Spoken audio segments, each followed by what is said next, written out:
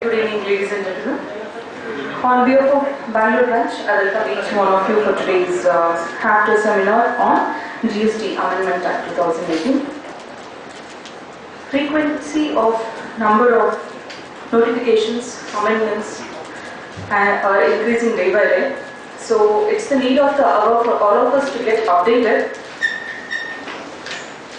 So today we are having two speakers to present on the topic. We are having CA Jatin Christopher and CA Venugopal to present. First session we will be having on the topic amendments to input tax credit, IGST amendments and all other amendments, which will be taken by CA Jatin Christopher. After tea break we are having discussion on amendments to filing of returns that will be presented by CA Venugopal. I request Bangalore branch chairman Shri Shravan to kindly escort our first session speaker CA Jatin Christopher onto the desk. I also request our vice chairman CA Shivram to kindly come forward and present a floral bouquet to our speaker and welcome him. Big round of applause.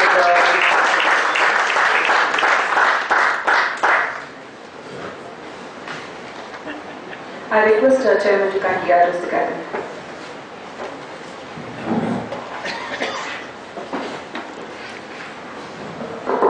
A beautiful afternoon, friends.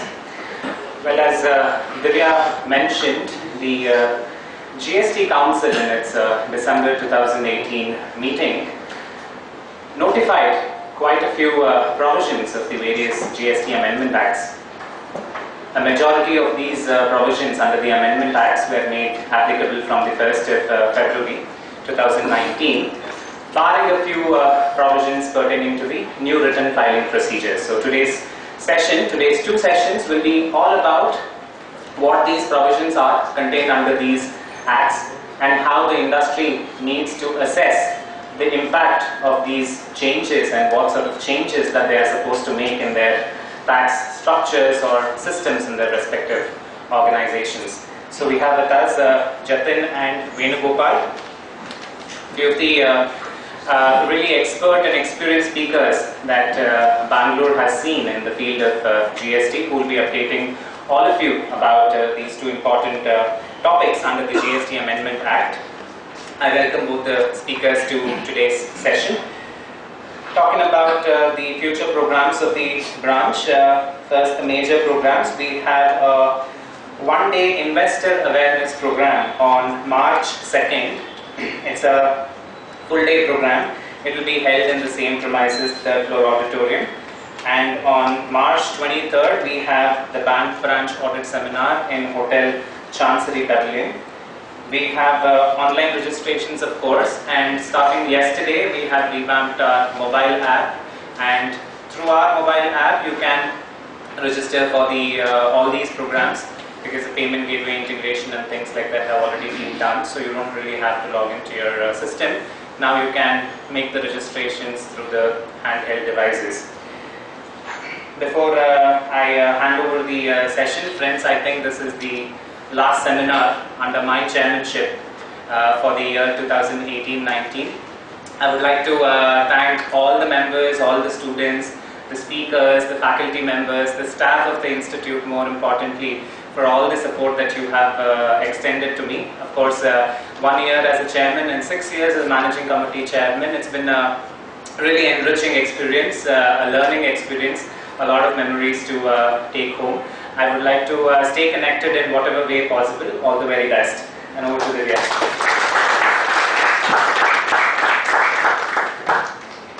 Thank you, Chairman, for your kind welcome address. To briefly introduce about CA Jatin Christopher, he started accounting practicing in Bangalore. In addition to being an associate member of Institute of Chartered Accountants of India, he is also a member of Institute of Cost and Management Accountants of India. He qualified CA in the year 1996, and his area of specialization is indirect tax laws of India, which includes customs, central excise, VAT, and service tax. He has been a teaching faculty at Bangalore chapter of ICAI since 1997 for final year students of the CA course. He is also a resource person for the institute's various post-qualification programs on indirect taxation. He has authored educational and research material for ICAI. He's been in practice in Bangalore since the year 2000 and specializes in advisory and litigation matters involving central and state indirect tax legislations. With this very brief introduction, I welcome you for today's seminar. So over to you. Good afternoon, everybody. It's a pleasure to be here at the branch to share some of my learnings about GST. The GST Amendment Act is very significant for a few reasons. GST is not a law that is required to undergo annual statement about the policy. What is it that the law will hold for us is not required to be revisited every year. Unlike the tradition in income tax where the Finance Act will lay out the measures for quantifying tax, GST law has no such tradition. So this law can remain undisturbed for years to come. But at the heels of its introduction, if an Amendment Act was necessary, it tells us a lot about the urgency with which these amendments had to be moved. If it was not something that had any great consequence, maybe then after elections, maybe another government, maybe a few years later, we could have looked at introducing these changes. So, 40 changes, it must be important, it must be urgent as well, not just important. That is one aspect to keep in mind. Another aspect to keep in mind is, if only these few changes have been made, it speaks a lot about the determination and the finality of all other provisions.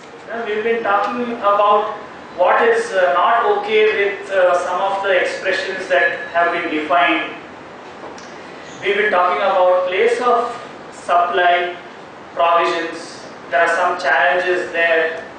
Say intermediary services, you think it should undergo change. Because these provisions have not been touched, the will of the legislature is very clear. This is what they want to do. This is the law that they want us to follow. Therefore, if there were any areas that you identified to be confusing, to have some possible errors, etc., they had a chance to correct them and they did not correct it. So therefore, let's recognize that those areas don't need any correction in the opinion of the lawmaker. So please, let's go back and look at the provisions that are not amended with even more seriousness, because that is how, that's the message that is loud and clear. Exactly what these amendments are, we have two sessions today. Provisions of the Amendment Act dealing with the new appropriation of credits rule, the utilization, etc. My friend and colleague Venugopal will take us through that in the second session. So those provisions, 43A, 49A, etc., I will not be discussing. Some of the other provisions I will discuss. Also, we won't go through all the amendments, we will go through the key amendments that require some amount of discussion for members' benefit. Alright.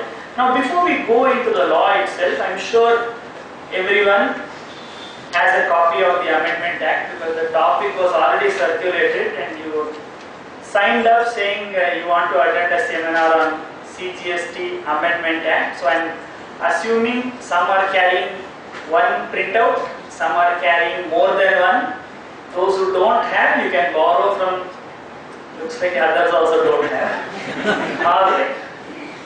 See, this is the first step in our own preparedness. Alright, 2 mobile phones, at least 25% of the population will have. But CGST Amendment Act, we don't have copy. Okay. Before going into these provisions, I want to make a mention. Earlier I was talking, when we were speaking in the chairman's office, this point came up. 2 significant amendments that were discussed in the council meeting in January.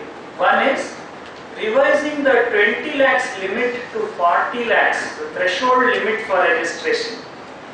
Revising from 20 lakhs to 40 lakhs, the threshold for exemption from registration, and introduction of a composition scheme for service providers with a rate of tax of 6%, 3 plus 3, with a threshold of 50 lakh rupees.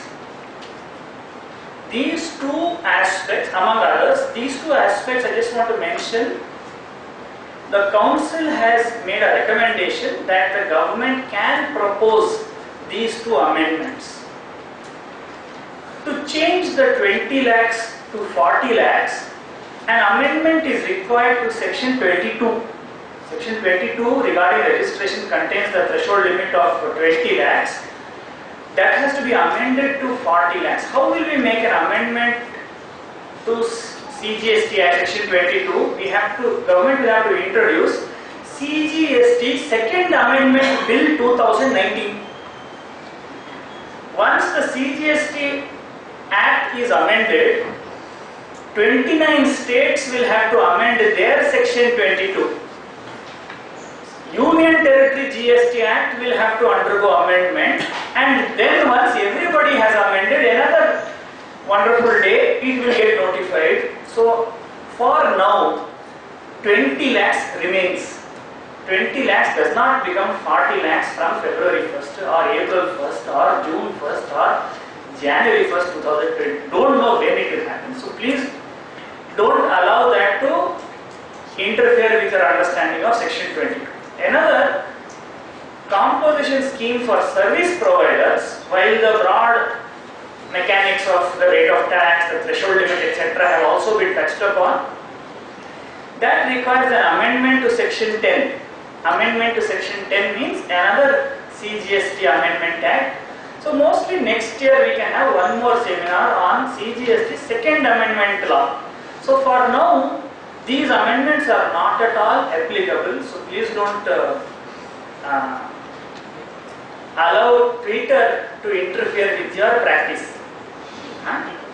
Now we look at the key changes that I would like to share with members, which are already notified. Among what is notified, in the provisions in the Act, there are some provisions which have not been notified. It will be notified on another day. Alright, so until then we look at some provisions which have been notified. One interesting thing here to notice is the Amendment Act introduces a proviso. In so and so provision, the following shall be inserted. Proviso. In another place you will find an explanation is inserted. For example, there is an explanation inserted in 202, the definition of services. When you look at this proviso and explanation, please consider whether it is prospective or retrospective. You will say the bill itself contains two provisions which will take effect from July 1st, 2017. That is, the amendment to section 7 is retrospective effect from 1/7/2017. There is an amendment in so when you identify these amendments which are retrospective, amendment in section 140, that is also retrospective from 1st July 2017. I won't go into this aspect, what is the difference between retrospective and retroactive. Please consider that these two are not interchangeable synonymous words, they mean two different things. Retrospective is not the same as retroactive. But what we have to identify is within these amendments, two provisions are expressly with effect from 1st July 2017. That does not mean all other provisions are prospective. There are many amendments here, in spite of not being expressly retrospective, it will have retrospective effect. You may want to consider Sundaram Pillai versus Pattabhiraman, AR 1985, SC 582, very celebrated decision, which lays down What is a proviso? What is an explanation? AR 1985, SC 582, Sundaram Pillai versus Pattaviraman. We need to understand what a proviso does. We need to understand what an explanation does, because we find so many amendments by way of insertion of a proviso, by way of insertion of an explanation. This decision, Supreme Court has laid out 4 criteria for what is proviso, 5 criteria for what is explanation. Again, this we won't go into as to what it is, etc. We will briefly touch upon what Mrs. Fazal Ali has laid out in this judgment. First, a substantive vested right cannot be taken away suddenly. If you already had a substantive vested right, that vested right cannot be taken away retrospectively. If a substantive right is taken away, it will be taken away for rights yet to vest. The rights that will vest in the future can be affected, but not rights which are already vested. Another aspect is the intention of the lawmaker is more perfectly explained now. See, when you look at an Amendment Act, it is the most recent application of mind by the lawmaker to the law. The law was passed and brought into effect on 1st July 2017, but the lawmaker gave himself another occasion to re-examine the law, reconsider the law, and say something about it. And if you notice how few these amendments have been, that shows the determination and the conviction that they are very satisfied with the law as it was originally introduced, and now they are merely perfecting the meaning that is sought to be conveyed. Whenever the meaning is explained, it will always be retrospective. That's what is called as a Blackstonian doctrine. What is it? The judge does not discover the law, the meaning of the law. The judge merely explains what the law always was. When you have a clarificatory proviso explanation, please bear in mind it will be retrospective, because they are more perfectly, more accurately explaining what they want to do. I would encourage you, when you go back and get a copy of the Amendment Act, please mark out which you feel are clarificatory, hence retrospective, substantive, hence prospective, and which ones are disturbing a vested right, therefore obviously prospective. Please identify these 3 possibilities in each of the clauses that you are seeing. When Venu takes us through some significant changes in the utilization of credit, your conclusions about the effective date of this amendment is very important. The Gazette was notified on 30th of August 2018, but from a date to be notified, the notified date is from 1st of February 2019, when all the states have introduced respective amendments. I am not sure if all are acts, and some are ordinances also, where states have not been able to introduce a bill in their state legislature.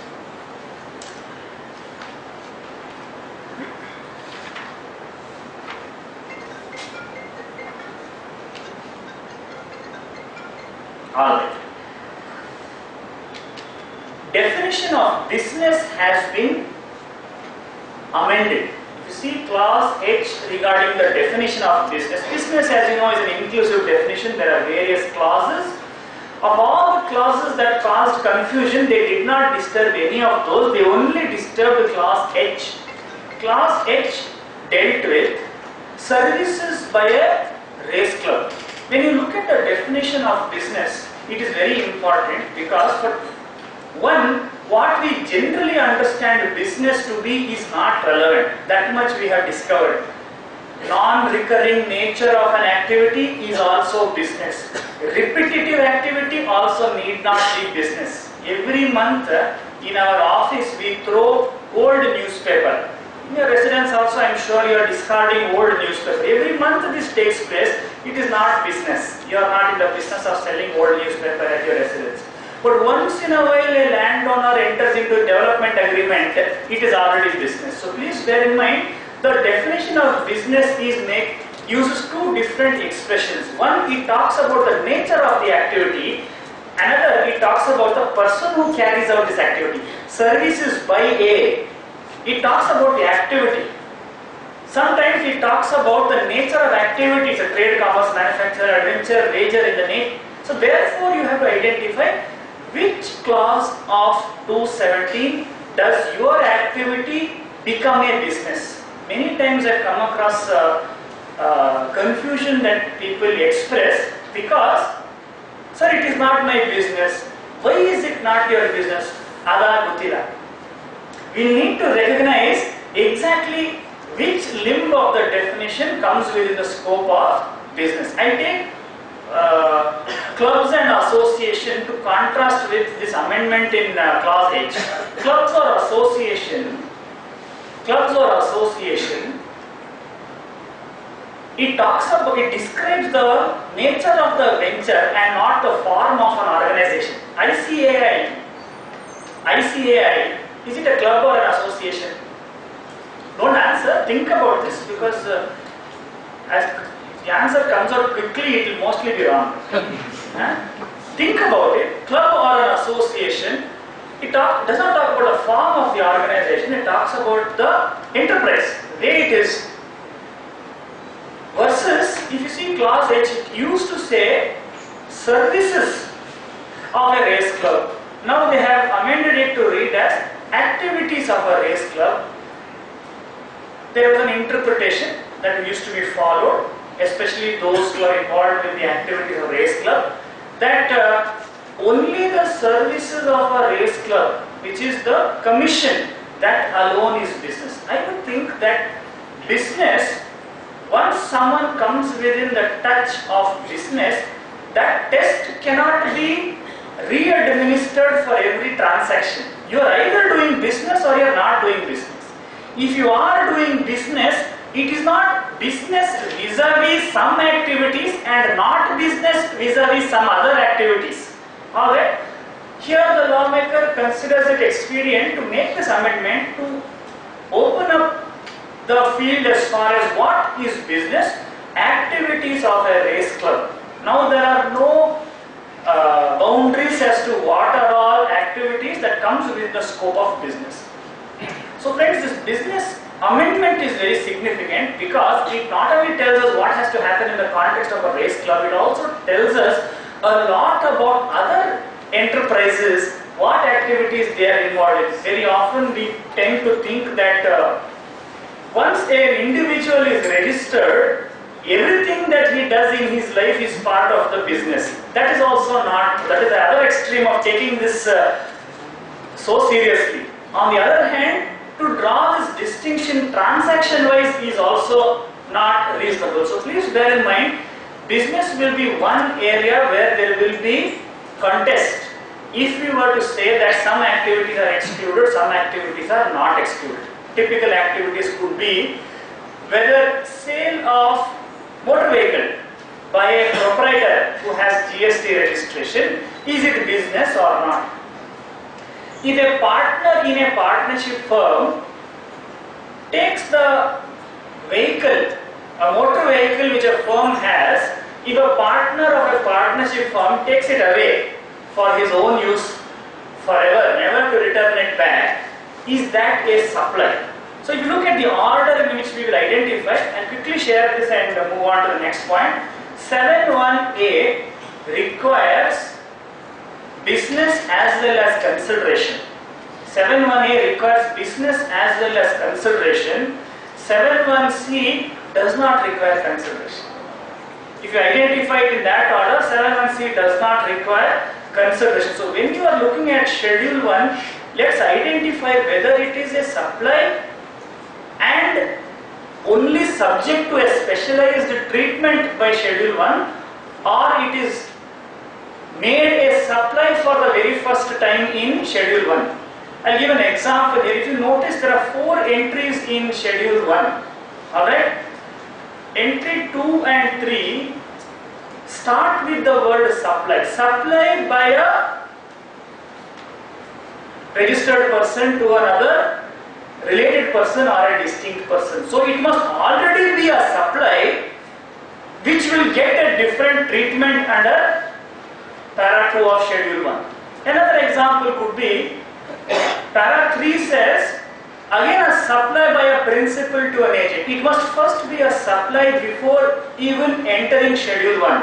Unlike para 1 where it is not a supply, it becomes a supply for the very first time when you enter schedule 1. So therefore please take this amendment to the definition of business with utmost care, because it explains a lot about the other clauses that have not been touched by this amendment. Another aspect to look at is this definition of business vertical has finally been done away with.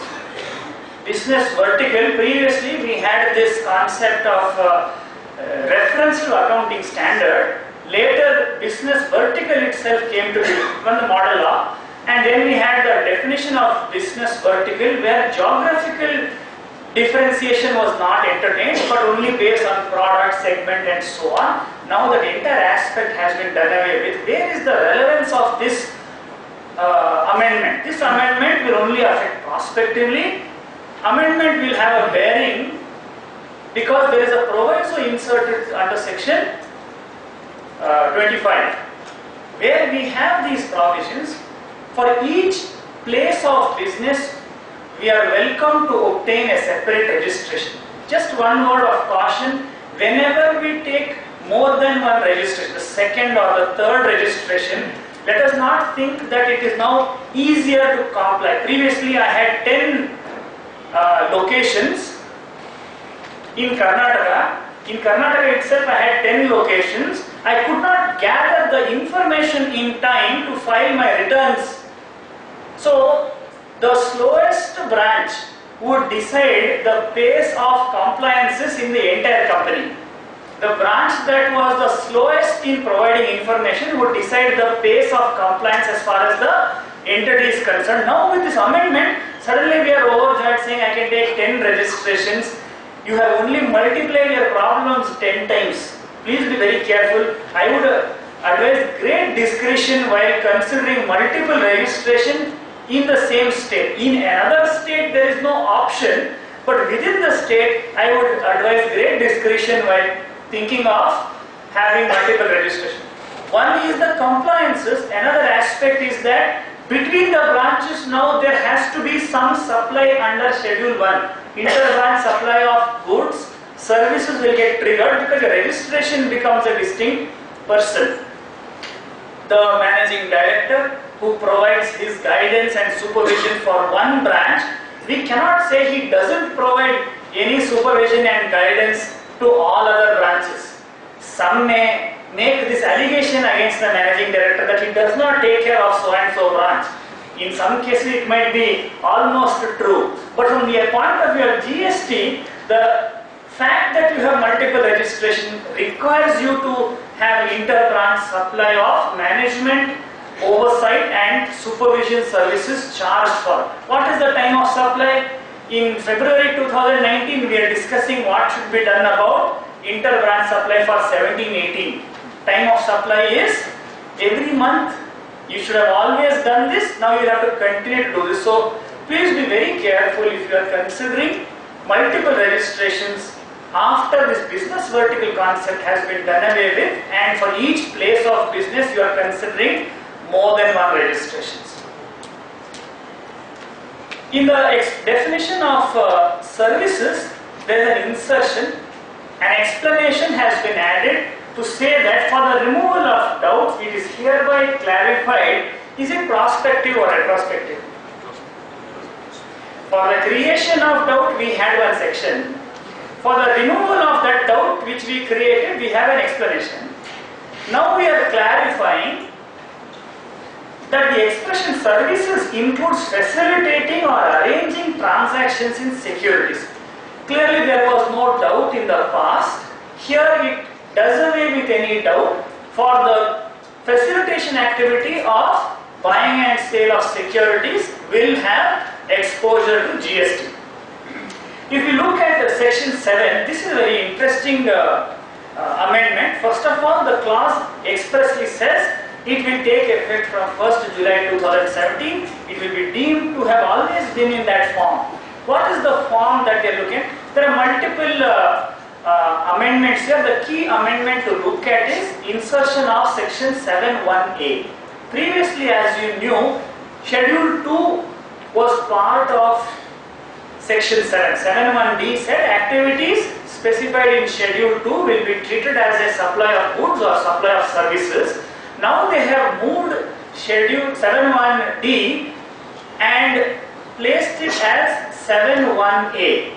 It's not a mere format change. Please note, section 7(1) provided the definition of supply. There were 4 clauses, A to D. Now we have only 3 clauses. What is supply will not be decided by Schedule 2. What is supply will be decided by those 3 clauses A, B and C. Whatever is a supply determined by subsection 1 will only receive the treatment as prescribed in Schedule 2. So Schedule 2 is merely a treatment mechanism of what is already a supply. Just because you find something in Schedule 2, can we say, see, it is a supply?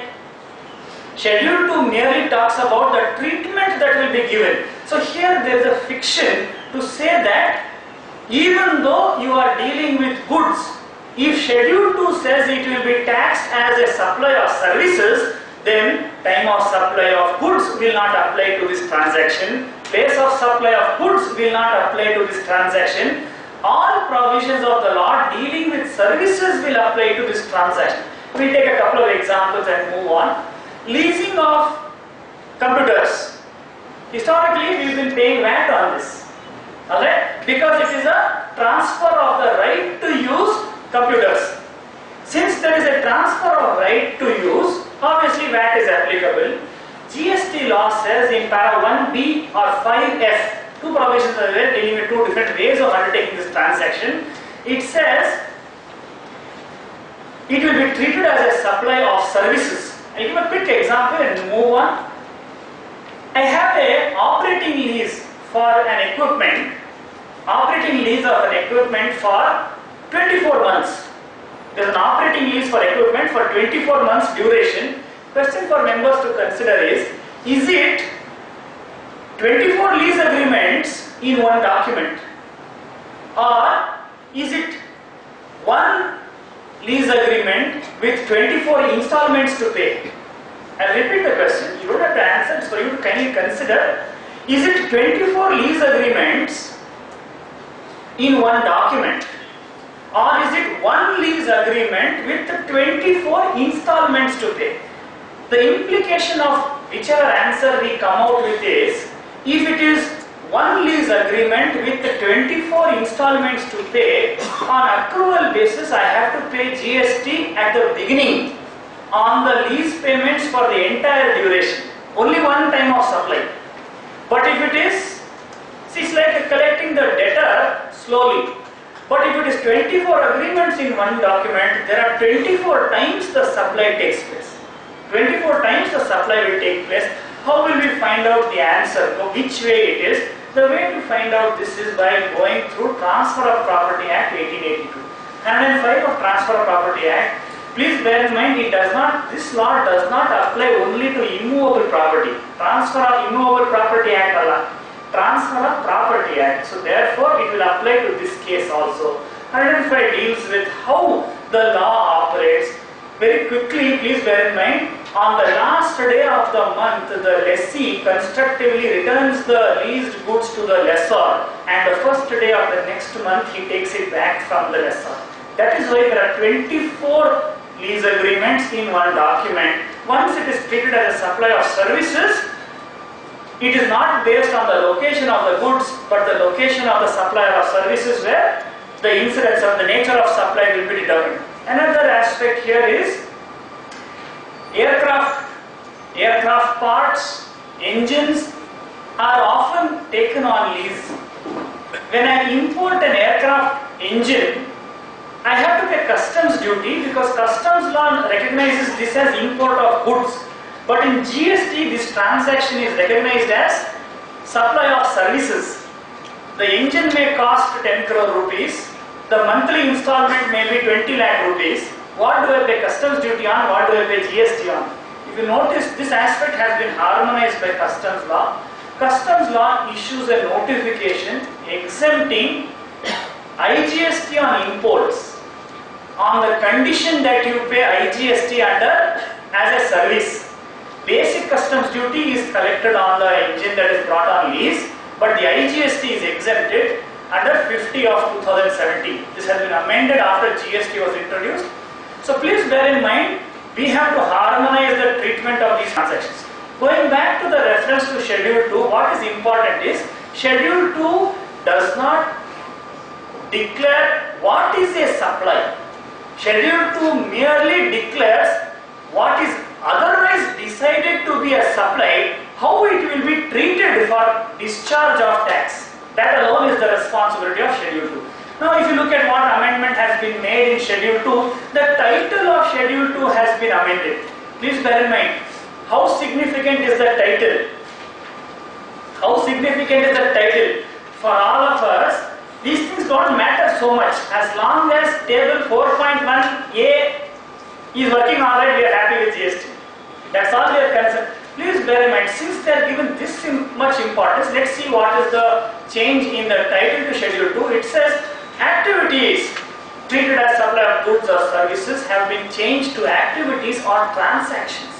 So therefore, please bear in mind, if you enter into a contract where there need not be a positive act, there could be a deliberate contracted inaction, forbearance, that is also brought within the scope of Schedule 2. So therefore, when you are thinking about supply, please keep your mind open to understand that supply is not limited to what is amenable to visual inspection.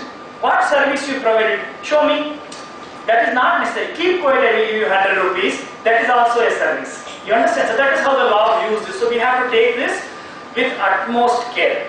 Of course, we've seen advanced rulings come up on the aspect of liquidated damages, and enough has been written about whether it is lawful or not. But please bear in mind, the will of the lawmaker is not vague and uncertain. That much we can see, because they had a chance to revisit the law and make any amendments if they wanted to. They chose not to disturb the language of the rest of Schedule 2. So therefore, this is very clearly coming out by this amendment. Another aspect is they have rearranged the format of Schedule 1, also making reference to subsection 1A later when they are talking about it. The aspect to keep in mind is this specific amendment in section 7 goes back from July 1st, 2017, which means previously, in fact one of the previous versions of our background material had said there are 4 different clauses in 7.1, 4 different definitions of supply are flowing out of the structure here, but now they have disturbed it, saying only 3 definitions of supply are there in section 7.1. The 4th one is really a categorization. A quick question for members to consider: sale of business. Sale of business as a going concern, is it a supply? If it is a supply, is it a supply of goods or services? Think about it. Sale of business as a going concern. When you sell a business, there will be assets, there will be liabilities, there will be goodwill, many things will be there. Is it a sale, is it a supply of goods or supply of services? Please consider. Another aspect to reiterate is para 4 of Schedule 2. In para 4, they are expressly talking about this aspect where there is a change of use. Section 7 Act. Change of use has been built into section para 4 of Schedule 2. So please be very careful. When there is a diversion of what you do with the goods, it becomes very significant. I want to make a mention here in the context of input tax credit. We are all familiar with the section 16.4 that has specified a time limit by when we should take credit, isn't it? 16.4 says within a certain date you are required to make your claim. If you miss that date, that credit is gone forever. When you have a vested right, that right is an indefeasible right. But a right that is not yet vested, can it be taken away? If it is a vested right, it cannot be taken away, but it is a right that is not yet vested, it can be taken away by limitation. Input tax credit, when does it become my vested right?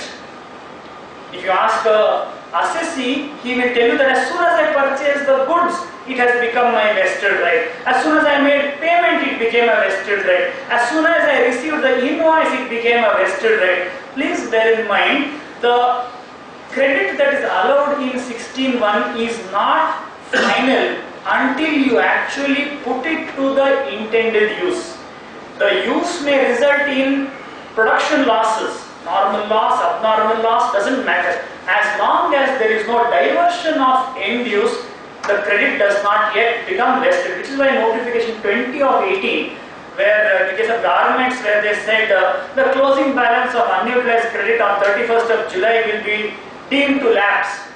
How does that provision become valid is because in the input credit provisions, we don't have a limitation, we have what is called a prescription under Limitation Act. Please bear in mind, we don't have limitation, we have a prescription. When there is a prescription, even vested rights can be extinguished. That is a new aspect that I like to share with you in the context of the way the law has been laid out. Another very important aspect to mention is 9(4). Lot has been spoken about 9(4), and finally on 13th of October 2017, this debate was temporarily suspended by giving an exemption. This exemption was given up to July 18, then it was extended to September, then finally to September 19. What has happened here is section 9(4) has been amended. Obviously, this amendment is prospective. What does this amendment do? Previously it said, where a registered person receives inward supplies from an unregistered person, the tax that ought to have been paid by the supplier should be discharged by the recipient. Commonly we call it URD RCM. Any unregistered dealer purchases attracts reverse charge mechanism in the hands of the recipient. What has 9(4) now done? First of all, let me make it clear, this 9(4) up to 31st of January was exempted. From 1st of February, it is not operational. There is no 9(4) today that you have to comply. What is there in this Amendment Act is there is a enabling provision introduced through 9(4). What does this section enable? This section mandates that the government should notify two things. One, a specified category of goods and services must be identified, and a specified class of registered persons must be notified. If that class of registered persons deal in that class of goods or services or both, then reverse charge will apply. So not only should the categories of goods or services should be notified, the persons with respect to whom those inward supplies will attract reverse charge also have to be notified. My estimation are as follows. I am giving this merely as an example to highlight it. Let us say government notifies composition dealers under section 10 are liable for 9(4). That means if I am a composition dealer, I am a trader, I am selling at 1% tax. But all my inward supplies have to be tax paid. If any inward supply is from a URD, then the tax on that inward supply I should discharge without credit. Without credit is not coming out of 9(4). Without credit comes from section 10. Therefore, if composition dealer is notified, that would be a good example of who is this class, because composition dealer can be doing trading, providing services of supplying food or drink for human consumption, could be manufacturing. There could be the same activity. One person is composition registered, another person is not opted for composition. It is possible, but those who have opted for composition become a separate class. To this class of registered persons, if 9(4) is notified, they will be liable for RCM. Another example could be works contractors. Anybody who does works contract he is liable for 9(4). Somebody who does fabrication of doors and windows, which previously used to be works contract, today is not a works contract, such a person will not be a class of registered persons attracting 9(4). So these are only some examples. These are not real examples. I am only guessing what might be to explain how 9(4) may operate. Similar to 9(4), we have a provision in 5(4) of the IGST law also. Is the notification under 9(4) sufficient to activate 5(4)? No. A notification under 9(4) is required. Another notification under 5(4) is also required. Hopefully they will be mirror image of each other.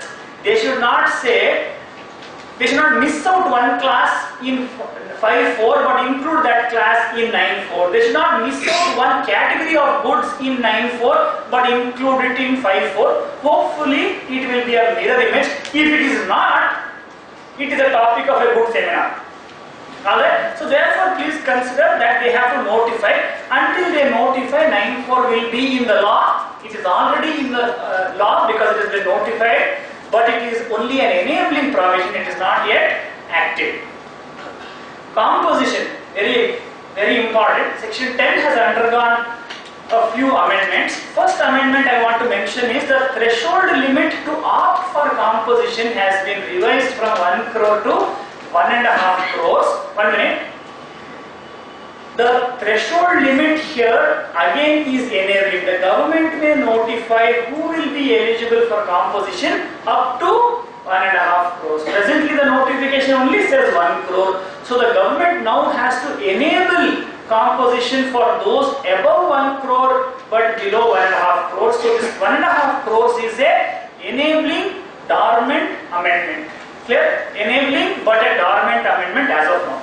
Another aspect is, this is very important, there is a relaxation. See, anyone who provides services is barred from composition. Anyone who provides services is barred from composition. Whenever somebody is barred from composition, there is no further debate. If what you provide is a service, you are barred from composition. The only exception is if you are supplying food and drink for human consumption. That category alone enjoys this relaxation. Okay. Now, I am not providing food and drink. Maybe I am a trader, maybe I am a manufacturer, but I have some incidental service income. This was a big problem because what it did was it disqualified me from composition totally. I may have 4 registrations, I am in 4 different states. In each state I have opted for composition, but because I am one person in 4 different states, inter-branch supply of services could be there from the head office. The law now provides a relaxation to say that this bar will not operate up to a threshold. What is this? 10% of the turnover in the state or 5 lakhs. There is a confusion here. I will explain to you what the confusion is in this proviso. We will start looking at this proviso by recognizing that it is a proviso. It is a proviso that gives a substantive relaxation. Can we say this is retrospective? It very clearly makes intention known that this relaxation was not available but for the proviso. Since this now carves out this feature, it will now be only prospective. Second aspect to look at is, they are talking about a person, they are not talking about a distinct person, which means at the entity level I have to examine if this 10% threshold is breached or not. So if you have composition dealers, please be very careful to examine 10% of the turnover in the state. That has to be kept in mind while identifying what is the tax applicable, what is the extent to which this threshold has to be monitored. Which means, please bear in mind, as you are nearing the end of the financial year, if you are close to this 10%, see, it's a moving target. It's a moving target. A cricketer gets half a second to decide what shot he is going to play. The commentator gets a 30 replay to criticize that shot selection. Please bear in mind, analyzing whether you cross the 10% or not, there is time. 57 months after the last return is filed, they can sit and analyze. But for you to decide, be very careful whether you are within this 10% threshold or not. Another aspect to mention is the percentages. 2.5, half, 1% what you see. The reference is made to, in the section they make reference to what is the upper limit. What is the upper limit up to which you can get this facility. We take a simple example to understand. I have taxable as well as exempt products which I am trading. Taxable products, say 20 lakhs of taxable products I am selling, 10 lakhs of exempt products I am selling. My total turnover in the state is 30 lakhs, not taxable turnover. Total turnover is 30 lakhs in the state. The law says you have to pay 1% of the value of taxable supply of goods and services in the state. You see rule 7, you will find this.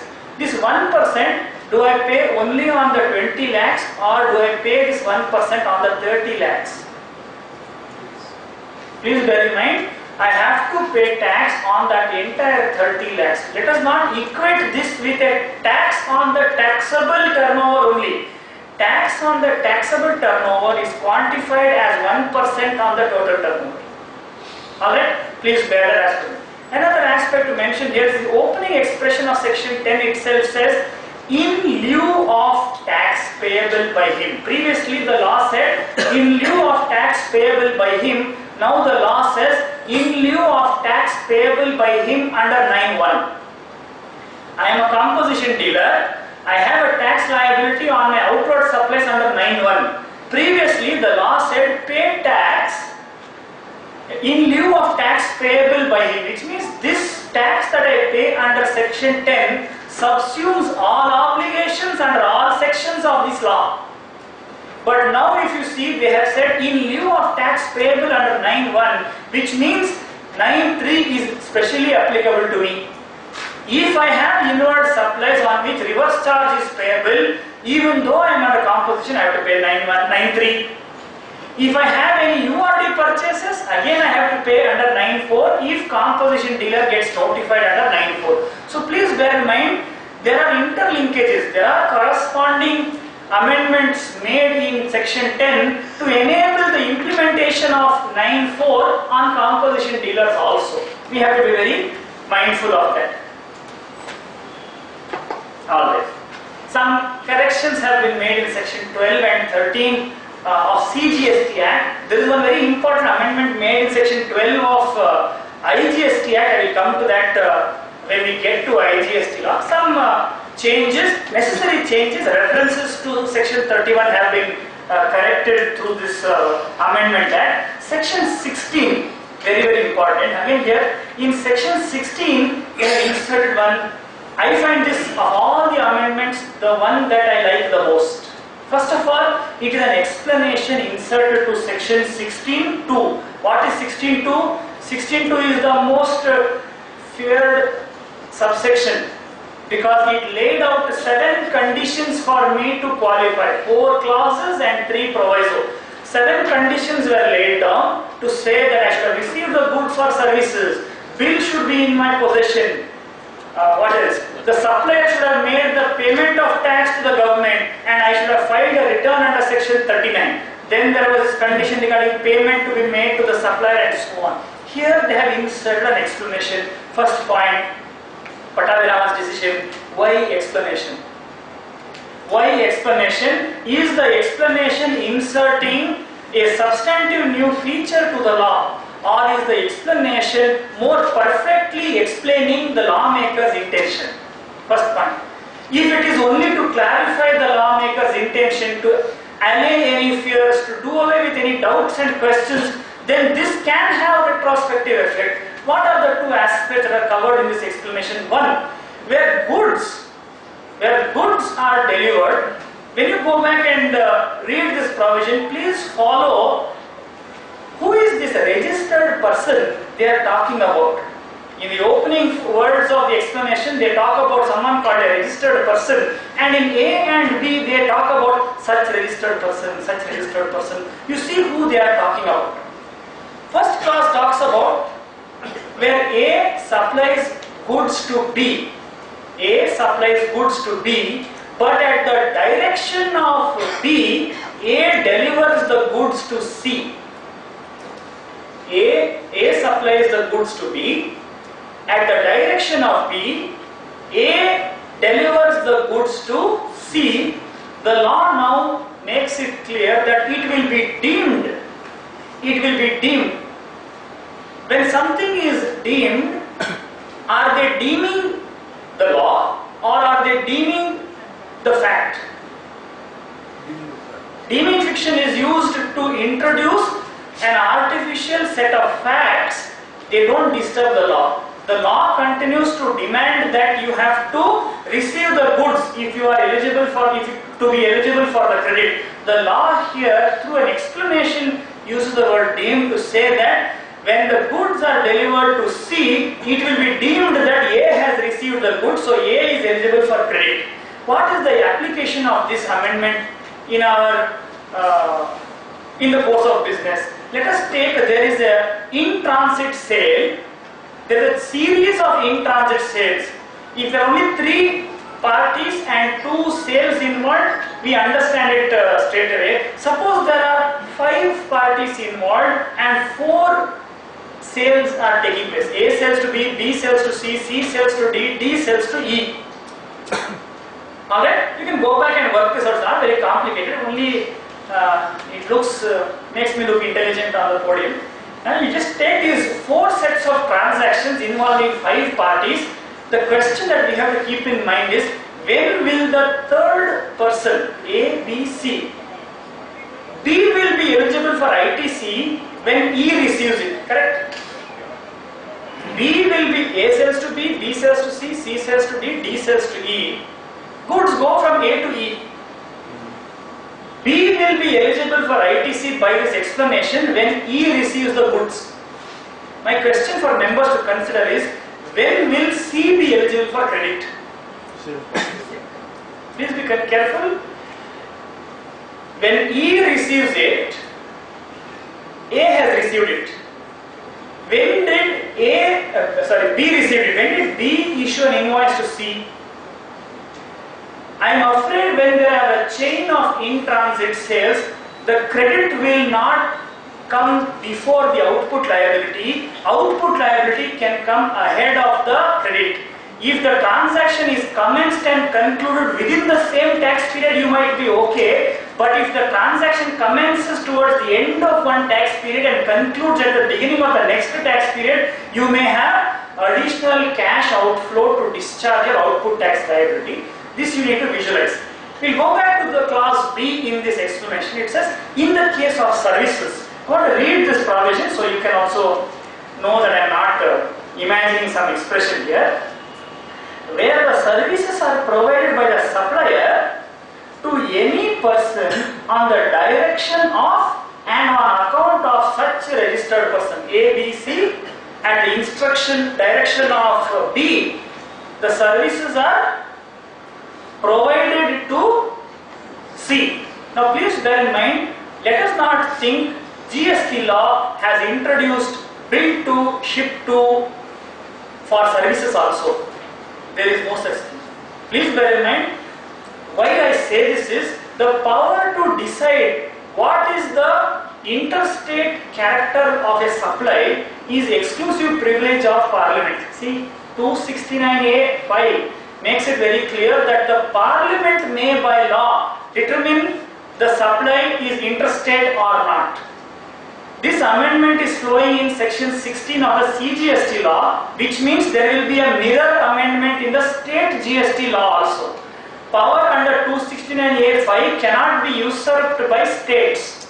So the explanation here is not disturbing the place of supply decided by section 12 and 13 of IGST law. Here merely it is putting to rest any doubts and confusion. What is the doubt and confusion? many times it happens this way. Chartered accountant in Bangalore engaged by a client in London to go to Chennai and carry out a due diligence review of a target company to be acquired.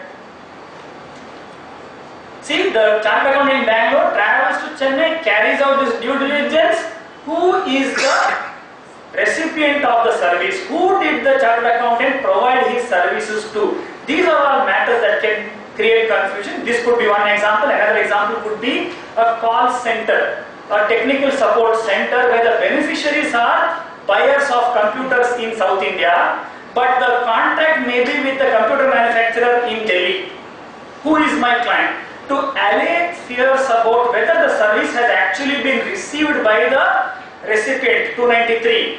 If it has been received by the recipient, we have an explanation. So please bear in mind, this is not disturbing place of supply provision. I feel there is no such concept called bill to ship to for services. Bill to ship to is there only in section 10(1)(b) of IGST Act, applicable only for goods. Also, let me bring to your attention, transactions involving goods like leasing and renting is also treated as supply of services. So therefore, please don't have any confusion that the place of supply provisions are being disturbed. Of all the amendments, this is one I would consider my favorite, but I'm sure there are many others that have also have a significant impact. If we go on, we'll identify that there is an amendment made in section 15, significant, important amendments. 17.5, as you know, deals with block credits. There is some clarity that has already come in. Clarity that was not there, confusion that were there, have been, they attempted to clarify what will now be the treatment in respect of motor vehicles, maintenance of motor vehicles, and these overhead expenditure. I will take a few aspects and bring it to your attention. First, what is a motor vehicle? Will a motor vehicle include two-wheeler? Will a motor vehicle include road roller? Will a motor vehicle include battery operated forklifts? Will a motor vehicle include a electric vehicle designed to be used in a resort or a golf course? See, designed to be used does not depend on actual use. Someone brought this example. How many people can sit in a car? How many people can sit in a car? A person who is very conversant with automobiles, he said this car is designed to seat 6 passengers plus including driver. So somebody went and asked this question to a college student. He says 15 people can sit in that car. It does not depend on what people do with it. It depends on how it is designed. Reference to what is a motor vehicle takes us to Motor Vehicle Act 1988. There it is defined based on seating capacity that it is authorized for. If it is, here it curtails it saying less than 13 passengers. If more than 13 people it can carry. Can you think of any vehicle which can take more than 13 passengers? Maruti van, late night. That is not the case. It should be designed to carry not more than 13 passengers. In those instances, the law says that is a motor vehicle that they are talking about.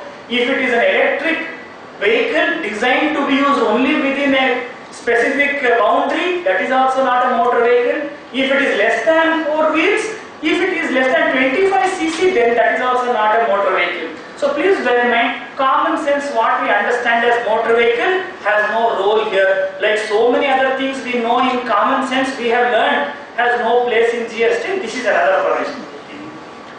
Of course, when we are dealing with the motor vehicle itself, caution here, if I buy motor vehicles for sale or for lease or for hire, then I am eligible for ITC.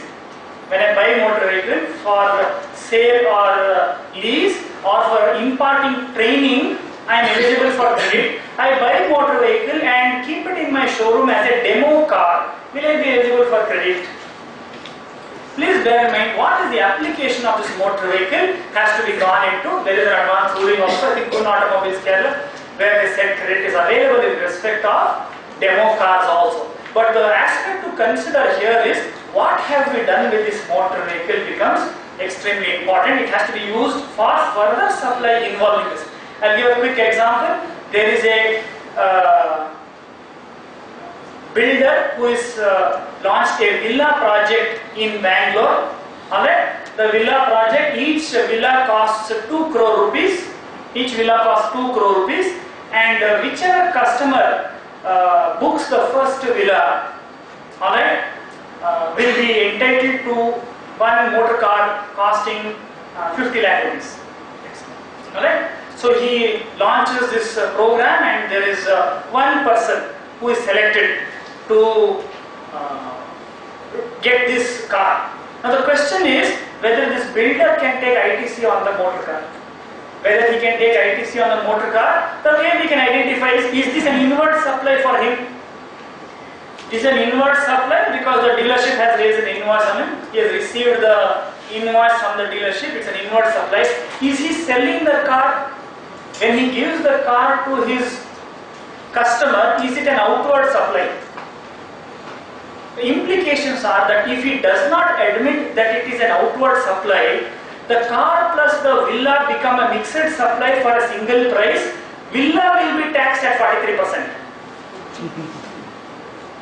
Two supplies artificially bundled for single price is mixed supply, 43% on 1 crore. So therefore he may concede that it is an outward supply. Anyway, there is a transfer of property in the motor vehicle. So please consider, when you look at motor vehicles, this much alone is not is what the law lays out. It is for us to find an application of it in each context so that we don't have those implications. Another aspect to look at is vessels and aircraft have also received a specific mention here to identify how credit will flow in that respect, identify those transactions also. Now when you're looking at services in relation to these motor vehicles, vessels and aircraft, talks about services of general insurance, servicing, repair and maintenance, insofar as they relate to motor vehicles, vessels or aircraft referred to in class A or class AA. Therefore, these incidental associated costs of that motor vehicle, vessel or aircraft are also blocked unless the motor vehicle itself is used for the specific for further supply when the motor vehicle itself becomes eligible. So these incidental costs are blocked if the motor vehicle is blocked. If the motor vehicle is not blocked, then the incidental costs are also not blocked. Question for members to consider is, when I am identifying whether motor vehicles are eligible for credit or not, do I have to look at what is the registration number plate? White and black, yellow and black, black on yellow. Do those facts have any bearing on what I do with this? It will have some value because what you have informed RTO at the time of registration can have a bearing on what you are intending to do with this motor vehicle, but it is not necessarily decisive. Please be very careful when you look at motor vehicles. We have to be extra careful. The definition of motor vehicle itself excludes many things, includes many things. Before we rush to decide what we think motor vehicles are, we need to examine Motor Vehicles Act and then bring that into this definition. If there is a, like the example we touched upon earlier, when a partner in a firm takes the motor vehicle, the firm had not taken ITC, the partner simply takes the motor vehicle for his own use. Is it a supply? Will the firm be liable to pay output tax? Anyway, I have not taken ITC, why should I bother about paying output tax? Is that the thought? Or do we have to examine whether this is a supply which is liable to tax independent of whether I have taken ITC or not? Please bear in mind, ITC is a right that you have. You are welcome to disregard your right. But the obligation that you have to pay duty, you must discharge, otherwise they will make arrangements. Alright. As regards the following, there is no particular order here. I'll quickly read what the provision says in clause B. It talks about food and beverages, outdoor catering, beauty treatment, health services, cosmetic and plastic surgery, leasing, renting, hiring of motor vehicles referred above, life insurance and health insurance, full stop. It does not give any further attribute in what circumstance and so on. So please be very careful. Once it is a blocked credit, let us not look for ways to unblock it unless it is expressly permitted in the law. Alright? So please bear in mind these are blocked credits. I give an example to highlight what the proviso following says. Provided that input credit in respect of such goods or services shall be available when an inward supply of such goods or services is used by a registered person for making an outward taxable supply of the same category. I receive food and beverage, I give food and beverage. Then I will be allowed ITC. Take an example, a company pays a caterer to supply food, and the food supplied to the employees, out of the 2 meals, 1 meal company charges the employee. I receive inward supply, I provide outward supply, same category, will I get credit? No, no, because 5% is the rate of tax I am applying. Under 12 bar 2017, 5% itself has a credit restriction. So please bear in mind, here it says it provides, but we cannot read this ignoring the condition in the notification, sorry, not 11 bar 2017, conditions attached to availment of credit. Can I say, okay, I will pay 18% and I will take credit. Conditional notification is not an optional notification. Alright, if it says 5%, it has to be 5%. No ITC, it has to be without ITC. I cannot offer higher tax. So when you have this transaction, it is very likely you will have 5 plus 5. You will have 10% tax impact in this transaction. Another aspect is, I will pay 500 rupees per day to the caterer. I will recover 100 rupees from the employee. When you have that situation, can I take credit? Please bear in mind, if the open market value is 500 rupees, to an employee, how can you recover 100 rupees? If you recover 100 rupees and offer 5% tax on it, then the valuation will be impacted. So therefore, that may not be an option to consider. Now we look at further, it says, for making an outward supply of the same category of goods or service or both, or as an element of a taxable composite or mixed supply. What is this? You give an example, audit fees 5 lakhs. Audit fees 5 lakhs, invoice is being sent to the client, petrol reimbursement expenditure. See, these articles, when they go for audit, ensure that the petrol and expenditure is not missed out. Correct, no? I am sure your experience has been no different. 5 lakh rupees audit fees are laughing, correct sir? 5 lakh rupees is audit fees, 50,000 rupees is petrol expenses. 50,000 rupees is petrol expenses reimbursed. Is petrol liable to GST?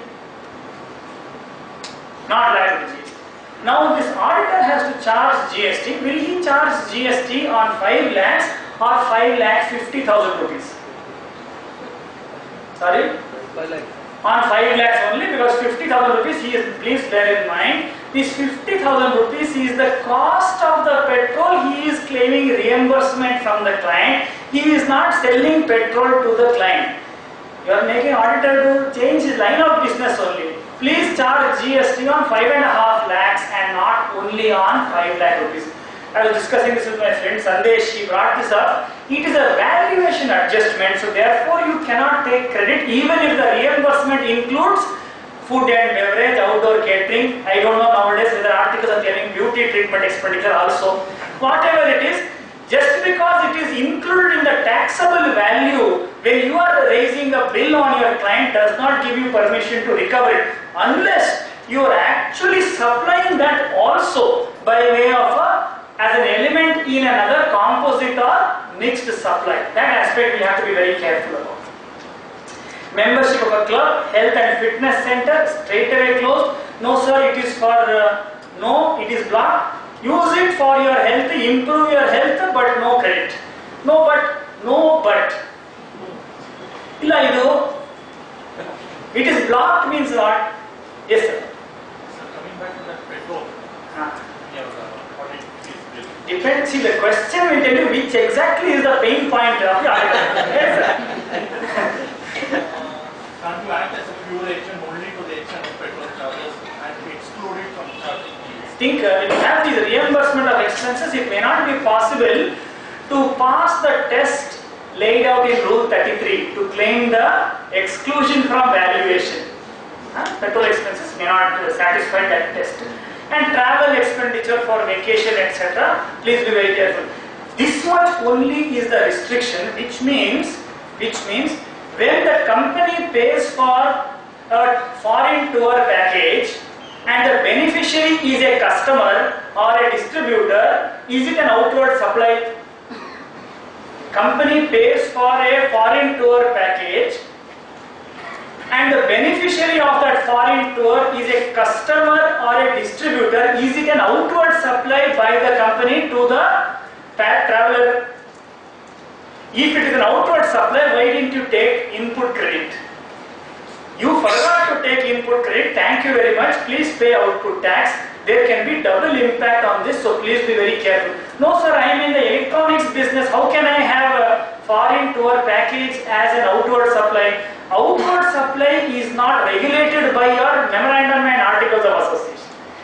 Outward supply is decided by fact. What did you do? On that you please pay tax. Should I amend my registration?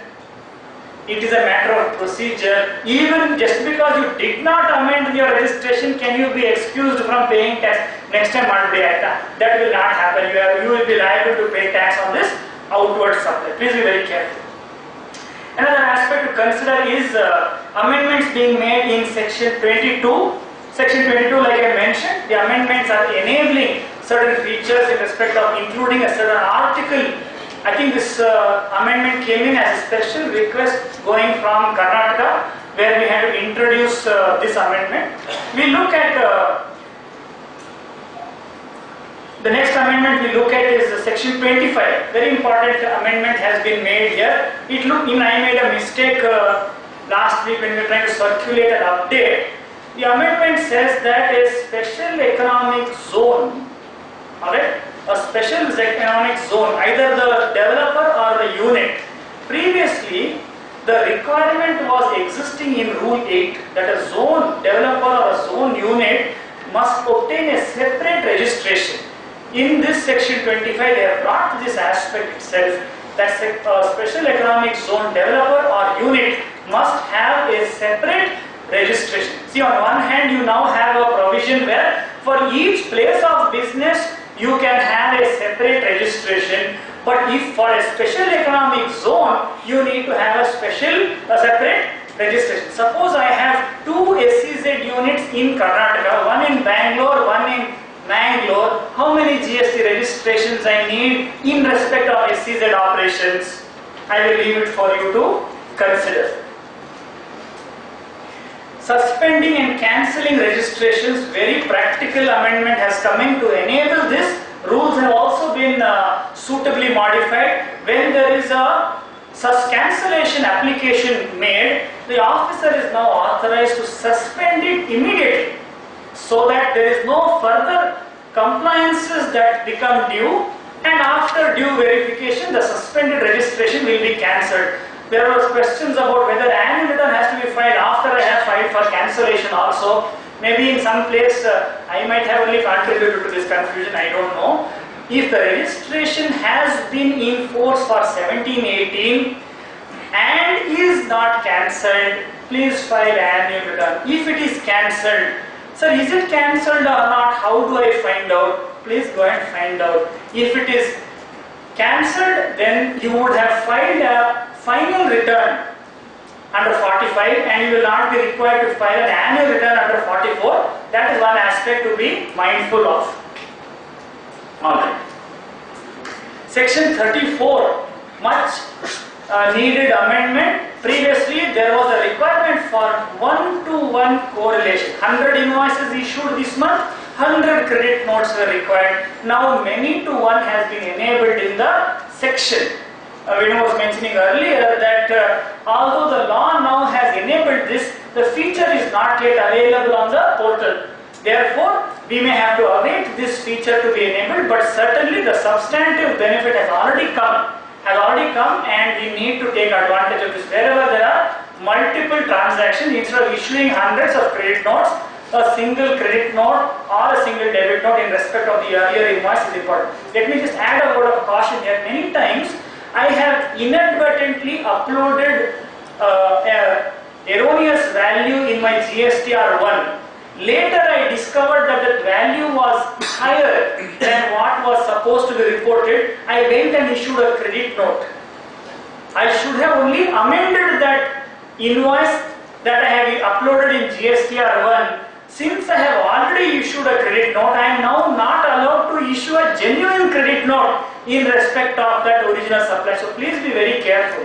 Another point on credit notes, partly I am in agreement, partly I am not in agreement. You know those 4 circumstances in which credit notes are allowed.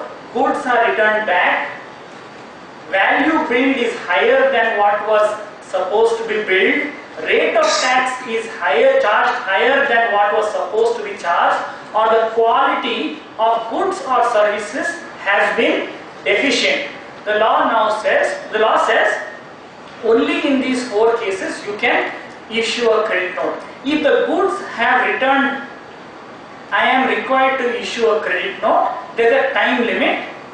Time limit will be the due date for filing the return for the month of September. If I have crossed that time limit, can I say I will not issue a credit note, I will ask the counterparty to issue an invoice?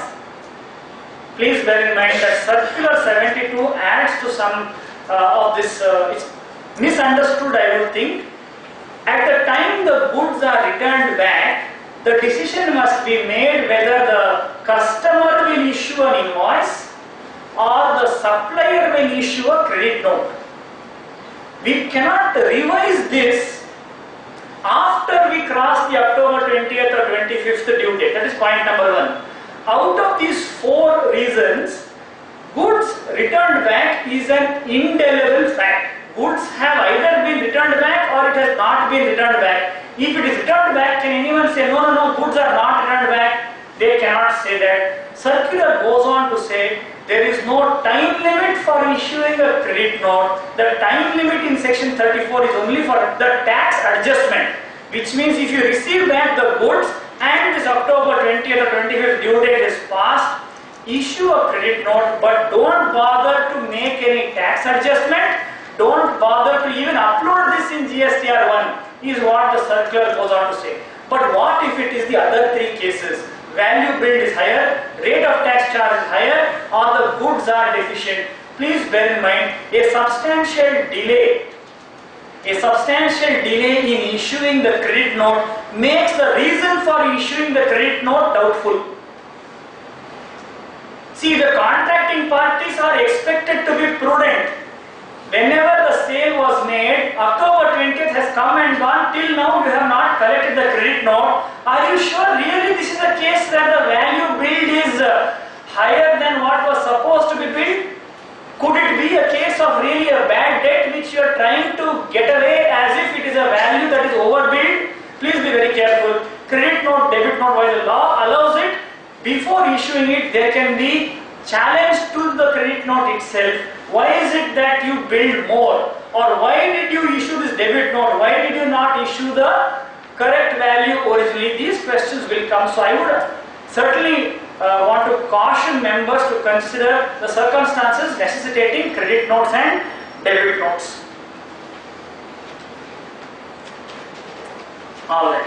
Amendment in section 39 has not been notified, so we will leave that. Amendment in after section 43, where they have introduced 43A, when we will take us through that, that has also been not notified. Then we look at amendment made in 49. Here there is one portion where they made some amendments that have also not been notified. What we have to be careful about is the utilization of credit. Here I will leave it for Venu to take us through, because I am sure he is He always has excellent illustrations with the numerals.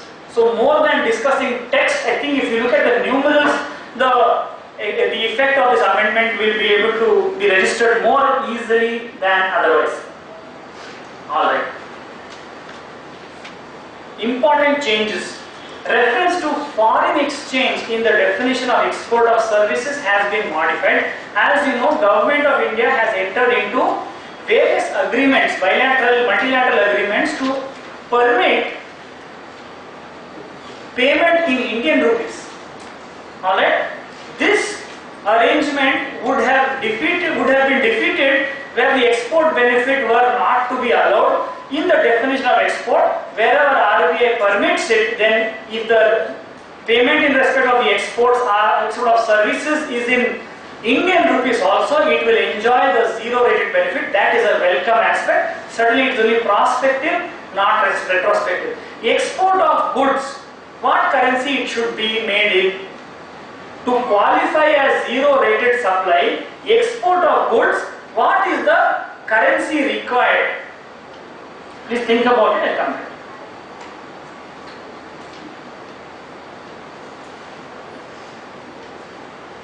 Export of goods means taking out of India to a place outside India.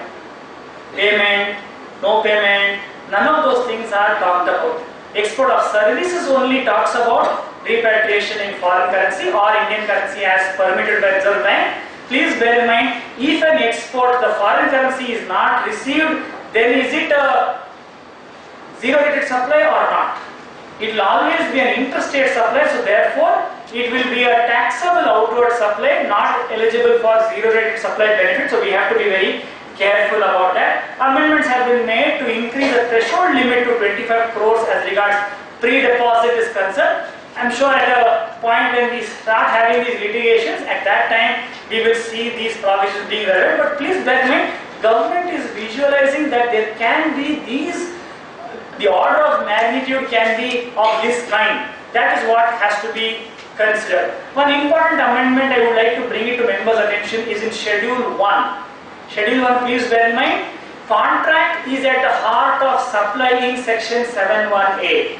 But whenever ingredients to impose tax are missing from certain transactions, by placing them in Schedule 1, those ingredients are supplied by the law. All the transactions that are missing these ingredients of supply will not be in Schedule 1. Only those specific cases will find mention in Schedule 1. When you look at Schedule 1, the fourth para it talks, previously it said import by a taxable person. Now it has been amended to imports by a person. Who is a taxable person? Who attracts Section 9(1). Even if someone does not attract 9(1), please bear in mind the operation of Schedule 1 has to be kept in mind. So this can have far-reaching consequences when associated enterprises share common IT infrastructure, IT support, any other support infrastructure, connectivity, software, licenses, these kinds of things. If it is shared, please bear in mind there is an implication in Schedule 1 by this amendment. Significant amendment in third schedule is that para 7, para 8 have been introduced. Please consider, if there is a dealer in Bangalore, registered person in Bangalore, buys goods from China, sends it directly to Germany. Alright? For a merchanting trade transaction, is this an import? Is this an export, sending it to Germany?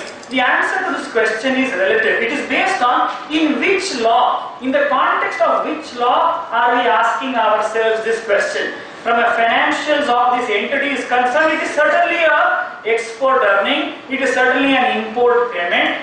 If you are looking at it from the point of view of customs law, it is not an import, not an export. But please bear in mind, in the context of GST law, nothing is beyond the reach of the law. Because taxable supply refers to all goods leviable to tax. All goods leviable to tax. Exempt supply includes non-taxable supplies also. Non-taxable means those on which the levy itself does not apply. 5 petrol products and alcoholic liquor fit for human consumption. It is beyond the levy itself. Even then it is an exempt supply. So please bear in mind, here in the third schedule, merchanting trade transactions, inbound sales and high sea sales have been inserted. These supplies will not be treated as an exempt supply for purposes of reversal under 17.2. 17.2 basically says what? It says common credits, direct credits, don't disturb it. See, direct credits, don't disturb it. Common credits only have to be subject to the reversal treatment under Rule 42. Explanation has been inserted in section 17 to say supplies in the third schedule other than sale of land and building will be excluded from the scope of exempt supply. Question for members to consider is this prospective or retrospective? What does an explanation do? Patagram's decision says an explanation first of all does not disturb a substantive right.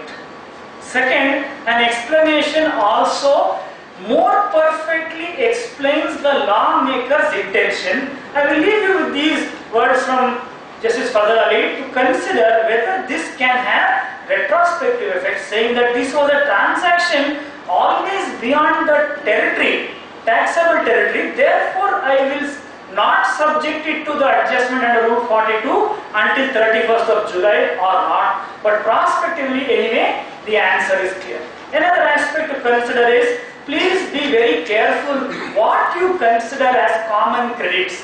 The tendency is to consider everything that is non-specific as common credits. Everything that is non-specific does not become common credits. Someone had an instance where office rent was held not to be a common credit. How can office rent not be a common credit? Who are the people sitting in that office? Are the people who are involved with exempt supplies also occupying this place? Or is it an office which is exclusively occupied by the maintenance engineering team? Please be very cautious, use your discretion to identify what is common credit. Statutory orders which can be common credits. After that, what else? Please be very careful. I suppose you understood what I am trying to say. Excuse me, sir. Yes. Merchanting trade earlier was subject to reversal. Yes. The explanation inserted now tells us that previously this explanation was not there. Correct? The explanation says now we are inserting this explanation that it will not be considered as an exempt supply. This is where I asked you to kindly consider, is this explanation prospective or retrospective? If you say it is prospective, then the answer to your question is yes, you are subject to reversal of credit in the past on IC sales.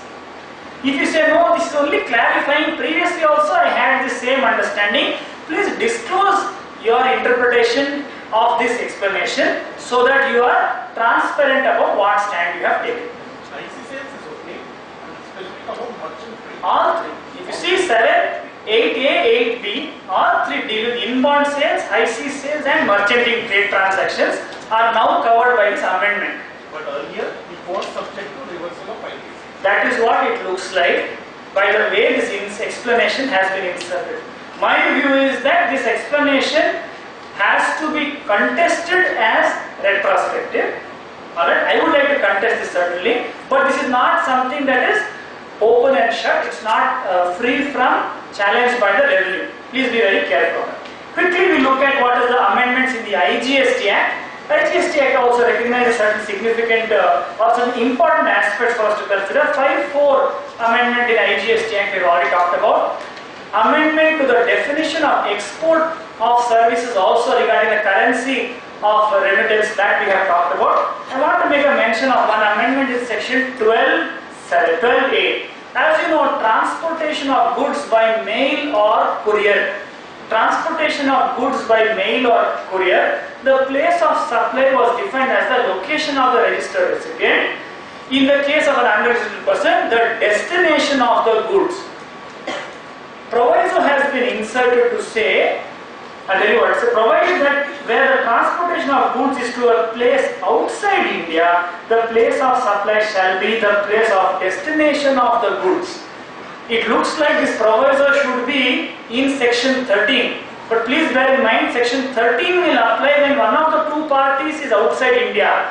But section 12 will apply when both are in India. Two persons can be in India, but the goods can go outside India. Alright? Can you think of what is the difference between post and courier? In final classes, if you were to ask this question to students in the context of courier import regulations, many years ago a very clever example I got, audit report goes by post, invoice for audit fees goes by courier. Under the courier import regulations, it is defined as transportation of time-sensitive goods and documents on express door-to-door delivery basis. Please bear in mind, today courier businesses are expanded so much that although it is a courier company, they are doing GTA business. Although it is a courier company, they are providing mere hiring of transport vehicles, warehousing, a variety of activities they are providing. We cannot simply look at the name of the courier company and think everything that they do is courier service. It has to be transportation of goods by mail or courier, where the destination is outside India. Letter sent by courier, is it transportation of goods or not? Okay. We take another example issue in section 13. Section 13, as you know, deals with a transaction where place of supply needs to be determined, where one of them is outside India. One very significant issue we had. I'll tell you what the issue was before and I'll help you go through the amendment to see how it has been addressed. Previously, suppose I am a job worker. I am a job worker in India for a company in Germany. The German company sends me a component which costs $100. I will carry out job working on it. My job working charges is $50. I will send the finished product back to Germany. I will not collect $150. I will collect my jobbing charges of $50. If you see section 13.3, it deals with location-based services. Could I have carried out my job working activity without the goods arriving in India? Not possible. Either I have to go to Germany to do the job working, or the component should come to India for job working. The law said this is not an export of service because the place of supply is the location where the goods are for carrying out these services. As a result, our entire Indian jobbing industry took a beating. Alright, I have even visualized situations where instead of receiving $100 worth component, carrying out job working and sending it at $50, businesses started to reorganize themselves to purchase this component at $100 with 6 months credit, carry out the job working in 2 months and send it back as an export of goods at $150. The proviso that has been introduced addresses this issue. I'll quickly read what the proviso says.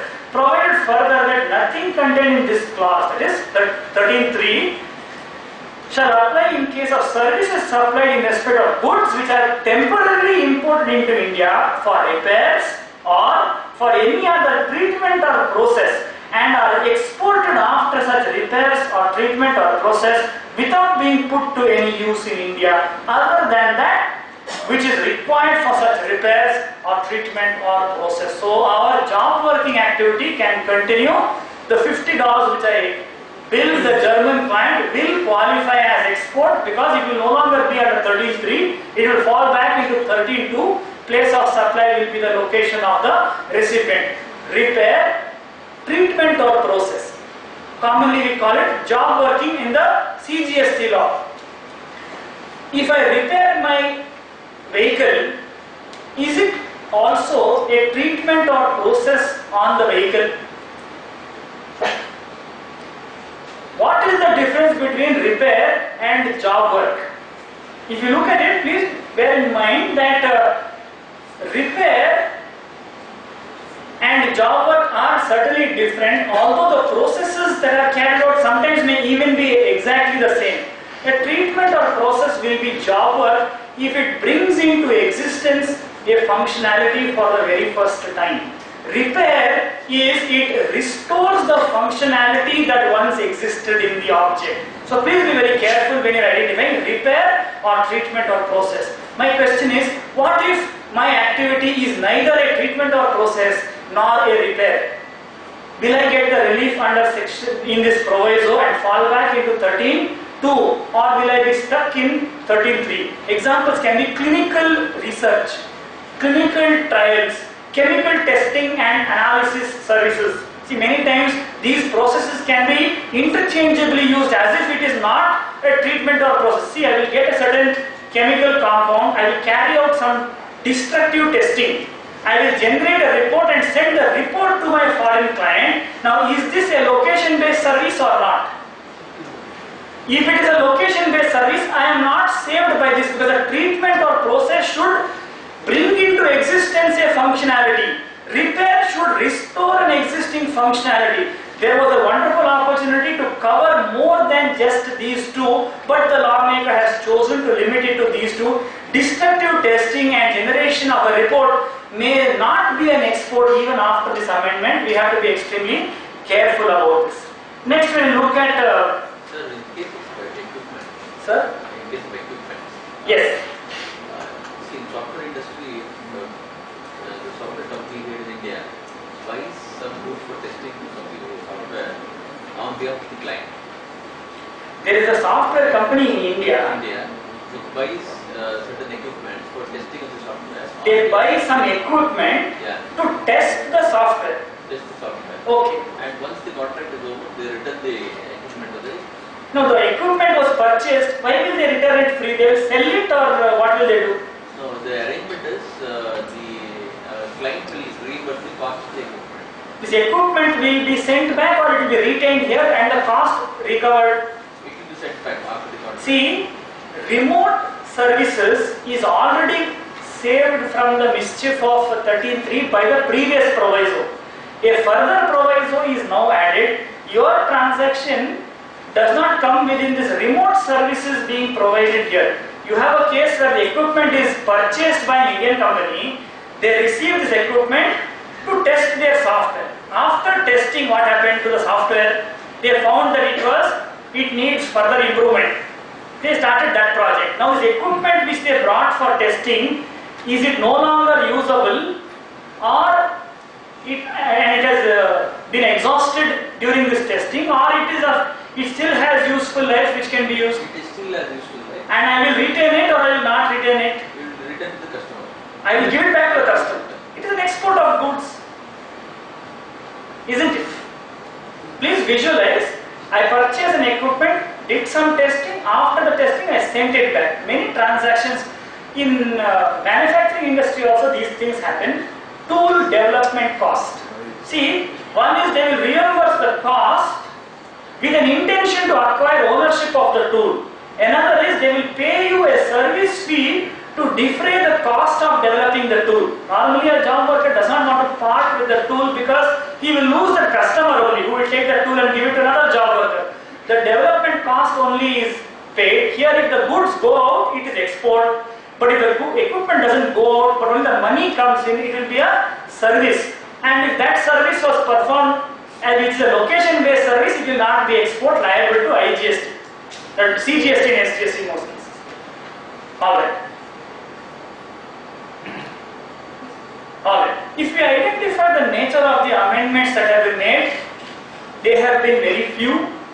Although it looks like there are many, they have been very few, very thoughtfully introduced, and in spite of the hundreds and perhaps even thousands of suggestions and requests having gone to the government has carefully considered and allowed these many only. Once we recognize what these are, of course these will have a bearing on only some businesses and not all, but the rest of the law, where perhaps we had left some saying, no, there is some confusion, slowly the government will introduce some change.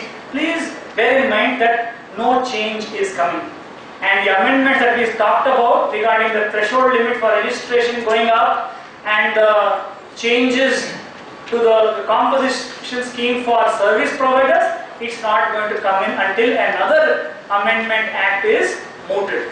I hope we've got some insight into how we need to go about identifying particularly those areas where these amendments will have a bearing. I would like to again submit 1985 AIR SC 582. Please consider Mrs. Fazalawi's decision to identify which of these amendments will actually be only prospective, which of these amendments will take retrospective effect. I want to thank the chairman. It's a privilege to be able to speak in the last presiding session during your tenure, and I hope Institute will continue to benefit from your services. Thank you very much. Thank you all.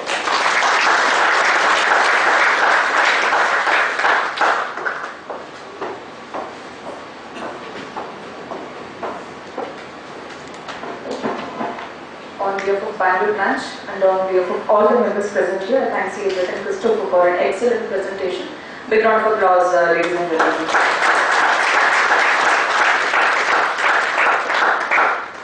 As a token of gratitude, I request Bangalore branch chairman C. Shravan to kindly come forward and present and give voucher and a book to our speaker. Huge round of applause, ladies and gentlemen. Let's take tea break and assemble back by 6:15 for the next.